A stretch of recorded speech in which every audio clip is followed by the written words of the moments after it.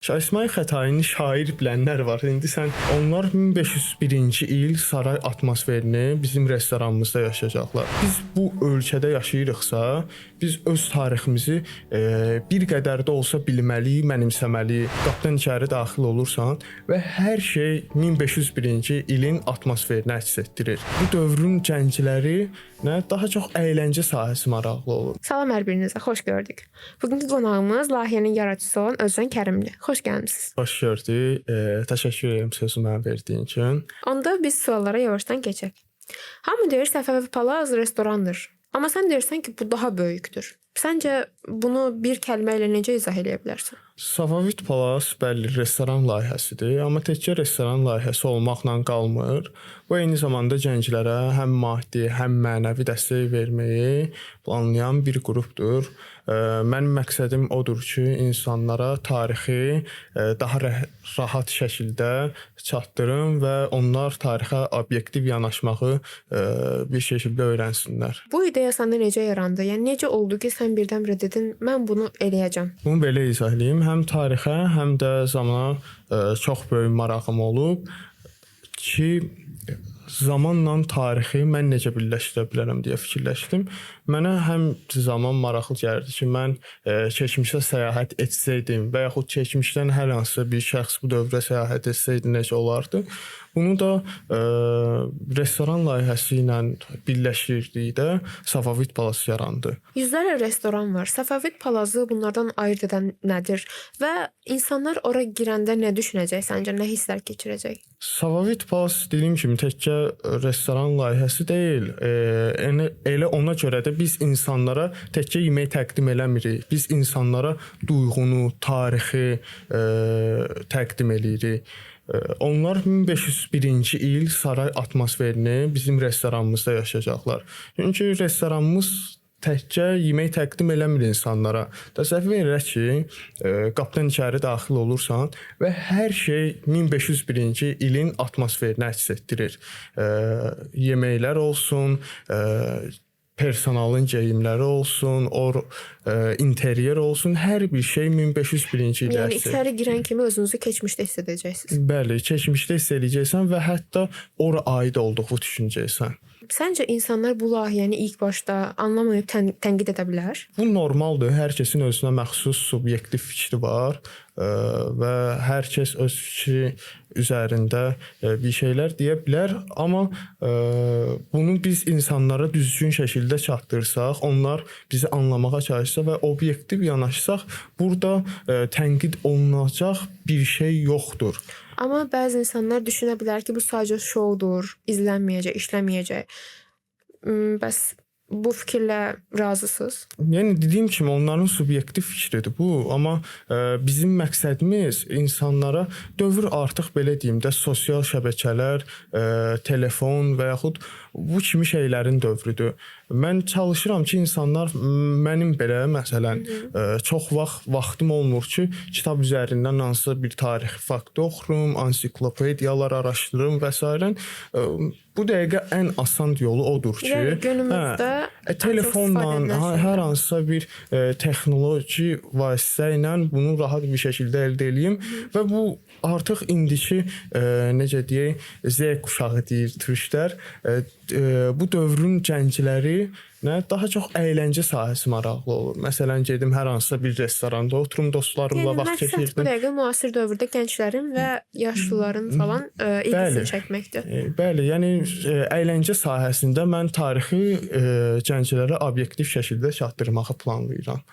Bu layihədə ən çox səni nə qorxudur? Bu layihədə mənə ən çox qorxudan şey odur ki, insanlar bizi düzgün anlamaz. Yəni dediyim kimi əslində bir öncəki sözümə bir qədər də olsa zidd gəlir bu söz, amma insanları doğru şəkildə anlada bilmərəm. Yəni biri var onlar başa düşməsin, biri var mən özümü izah eləyə bilməyim. Məsələ burada məni qorxudan şey budur. Çünki mənim məqsədim gəncləri maarifləndirməkdir, onlara tarixi sevdirməkdir. Çünki əgər biz bu ölkədə yaşayırıqsa, biz öz tariximizi bir qədər də olsa bilməli, mənimsəməli, biz öz tariximizi başqasının necə deyək, oğurlamasına icazə verməməliyik. Buna sahiblənməliyik, sahib çıxmalıyıq. Bu da ən çox məni qorxudan şeylərdən biridir. Səhv izah eləyəsiz və yanlış bir şəkildə icra edəsiz bunu. Bəli. Əgər bu layihə uğursuz olsa, səncə buna səbəb nə olar? Bu layihə əgər uğursuz olarsa, mən belə fikirləşirəm ki, səbəblər o olacaq ki, davamlı çalışmamaq ola bilər və yaxud bir şeyin üzərində həqiqətən çalışarsansa, o şeyə əmək və əziyyəti qatarsansa, bu şeyin alınmamaq imkanı yoxdur ki, bizim layihəmiz də çox güclü bir layihədir. Yəni adicə belə deyim, bilmirəm yadımda yoxsa yox, şəhər sorğusu keçirəndə insanların buna necə maraq bəslədiyini, necə maraqlı olduqlarını özün də görmüşdün. Ki insanlar heç düşünmədən ki, bu dövrdə adicə hər hansısa bir yerdən kredit götürəndə belə və yaxud hər hansısa bir tutalım kağız üzərinə belə insan imza atmağa qorxur bu dövrdə. Amma onlar çox rahat şəkildə öz imzalarını bu layihəyə dəstək məqsədi ilə atmışlar. Və insanların, kütlənin bu layihəni sevdiyi bəllidir. Sadəcə daha çox insanın qarşısına bunu çıxartmaq lazımdır ki, bu olarsa həqiqətən daha çox insan görərsə, maddi və mənəvi dəstəyə də biz açığıq, onu da qeyd edeyim. Əgər bu dəstək olarsa, bu layihənin uğursuz olmaq ehtimalı yoxdur. Səncə Səfəvid Palaz 5 ildən sonra harda olacaq? Səfəvid Palaz 5 ildən sonra daha öndə olacaq. Çünki mən bu layihəni açıq deyim, Səfəvişünas podkastlardır. Mənim üçün bir plan idi ki, məqsəd idi ki, bir yerə çatanda mən bunu həyata keçirdikəm. Çünki açıq deyim, mənim özüm bilirsən ki, çox belə böyük yaşım və yaxud böyük həyati təcrübəm yoxdur. Mənim 20 yaşım var və bu mənim uşaqlıqdan bəri olan xəyallarımdır. Hər atdığım görürəm ki, mən artıq bir məqsədimə çatdım bu barədə və bu mənə daha çox motivasiya verir və keçmişə baxanda görürəm ki, əslində mən nə qədər yol qət etmişəm. Eyni zamanda 5 il sonranı da öz məqsədlərim var. Düşünürəm ki, o məqsədlərə çataram və geriyə dönəndə daha çox yol qət etdiyimi görərəm. Yəni gənc yaşına baxmayaraq çox yaxşı işlərə imza atırsan məncə. Təşəkkürlər. Bu cür layihələr tək qurulmur. Səni izləyən insanlar sənə necə dəstək ola bilər? Bu layihə həqiqətən tək qurulacaq bir layihə deyil, çünki məsuliyyəti çox böyükdür. Sadəcə olaraq bir fikir bir insanın ağlından eyni zamanda çıxır və yanındakı yoldaşları, dostları və yaxud kömək edənlər ona bu fikri təkmilləşdirmək barəsində kömək eləyə bilər. Bu fikir mənə məxsus olsa belə layihə tək mənim layihəm deyil. Bu layihə bütün türklərin belə deyim, Səfəvini sevənlərin, özünü qanında qızılbaş qanının hiss edən, ruhunu daşıyan insanların layihəsidir və onların dəstəyi həqiqətən adicə bir şərh yazmaqla belə çox böyük hiss olunur ki, biz yenə də deyim, həm maddi, həm mənəvi dəstəyə açığıq.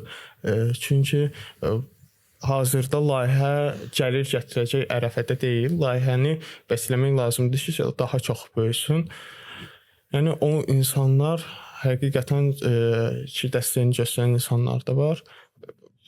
Yəni istədiyi yolla həm maddi, həm mənəvi dəstək verə bilərlər bizə. Bu layihənin qurmağında əsas səbəb nə idi? Yəni necə cəsarətləndin bu layihəni qurmaq üçün tək başına?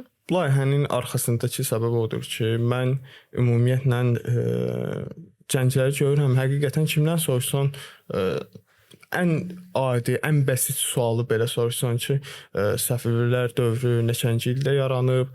Şah İsmayıl Xətai kimdir? Şah İsmayıl Xətaini şair bilənlər var. İndi sən yəni nə bilim ki, şeyləri olub, qəzəlləri olub, heç xalq şairi idi, nə bilim bəstəkar idi, aktyor idi. Səhv göstərirlər. Yəni belə bilənlər var.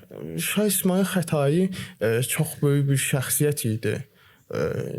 Bəzi necə deyək, sultanlara, şahlara fərqli olaraq, onlardan fərqli olaraq öz atasının intiqamını almaq üçün, qızılbaş ruhunu yaşatmaq üçün dövlət qurdu və öz atasının da intiqamını aldı. Yəni o şəxs həqiqətən təkcə sərkərdə deyil və yaxud şair deyil ki, bu da növbəti mövzunlardan biridir.